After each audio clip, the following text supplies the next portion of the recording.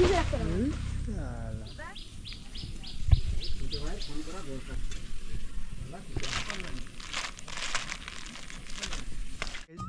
আরও একটি নতুন ভিডিও নিয়ে তোমাদের সামনে চলে আসছি। আজকে ভিডিওটা শুরুতেই সকালে উঠেই দেখি যে এরকম চোখটা প্রবলেম, তাই ভাবছি আজকে ভিডিওটা কিভাবে করবো। এই যে চোখটা ফুলেছে, ঠান্ডায় মনে হচ্ছে চোখটা ফুলেছে, তো খুবই অসুবিধা হচ্ছে।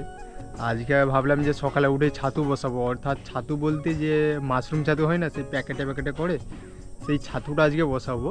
ওটাই জাস্ট তোমাদের সামনে আজকে শেয়ার করব, ঠিক আছে। আর চোখটা তো এরকম প্রবলেমই, সেই জন্য ভিডিও হয়তো বেশি করতে পারবো এবং একটু ব্যথাও হচ্ছে, ঠিক আছে। চলো যা করব ভিডিওটা দেখাবো। গাছ কাটা হচ্ছে,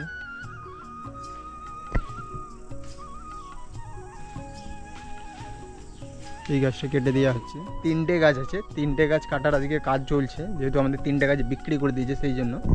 আর এদিকে আমার জামাগুলো সব মা আজকে সকালে উঠেই পরিষ্কার করে দিয়েছে। তো চলো কিছু খাওয়া যাক।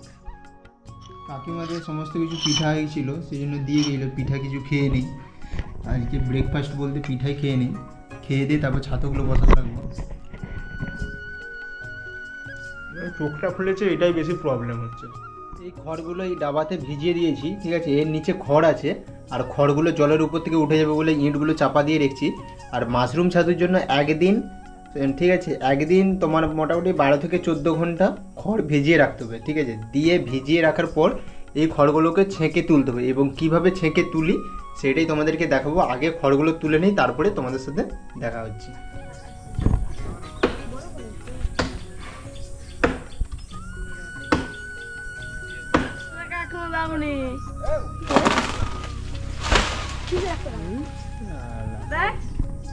খড়গুলো মেলা হয়ে গেছে, যে দেখতে পাচ্ছ খড়গুলো, যতগুলো খড় ছিল 4টা বেড করবো, ঠিক আছে। তো 4টা বেড আশা করছি হয়ে যাবে। খড়গুলো মিলে দিয়েছি। এখন দেখো এই খড়গুলোর মধ্যে একটা জিনিস দেখাচ্ছি। জাস্ট একটা খড় নেই, যেমন এই খড়টা, ঠিক আছে, এরকম করলে দেখো জল বেরাচ্ছে, ঠিক আছে। আবার এই খড়টাও দেখো, এরকম করলে দেখো জল বেরাচ্ছে, ঠিক আছে। ভালোভাবে দেখলে হয়তো বুঝতে পারবে। তারপর দেখো এই যে ভিজা, ঠিক আছে। এইটা রোদে অর্থাৎ খোলা হাওয়াতে কিছুক্ষণ ওই 4-5 ঘন্টার মতো রেখে দিলে পুরো এটা ঝরঝরা হয়ে যাবে, ঠিক আছে। এইটার মধ্যে যে একটা জল, এই দেখো জল পড়ছে, ঠিক আছে। এই জলটা আর পড়বে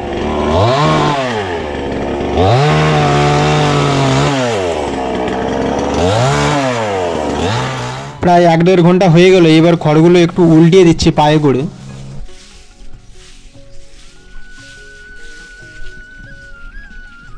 প্রায় 3.5-4 ঘন্টা হয়ে যাওয়ার পরে খড়গুলো এক জায়গায় জোটো করে নিলাম। এবার দেখো খড়গুলোকে চাপছি, দেখো সেরকম জলটা আর বেরাচ্ছে না।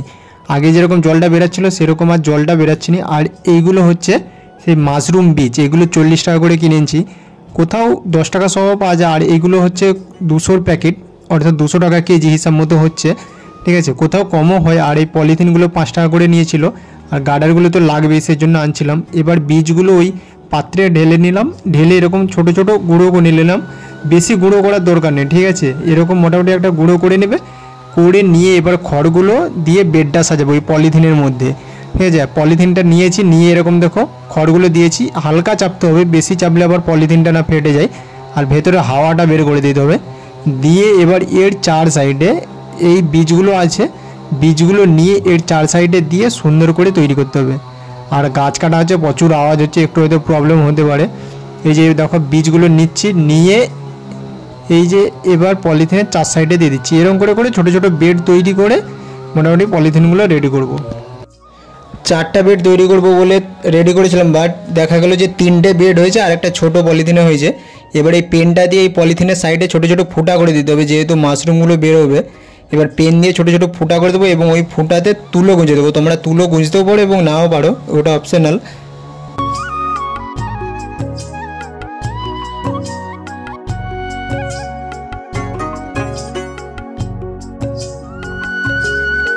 তো 3টে পলিথিনই রেডি হয়ে গেছে এবং তুলো দিয়েও রেডি হয়ে গেছে। এবার এগুলোকে রেখে দেবো। 15 দিন পর এগুলোতে হালকা জলের ছিটা দেবো, তখন বোঝা যাবে যে কেমন হয়েছে।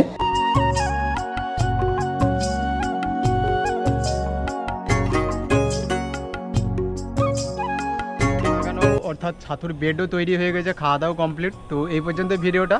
আর চোখে তো এই প্রবলেমটা ঠিকই হচ্ছে না সারাদিন ধরে, তো বেশি আর কিছু বলবো না, এই পর্যন্ত ভিডিওটা, ছোটোর মধ্যে ভিডিওটা হলো। দেখা হচ্ছে অন্য কোনো একটা নতুন ভিডিওর সাথে।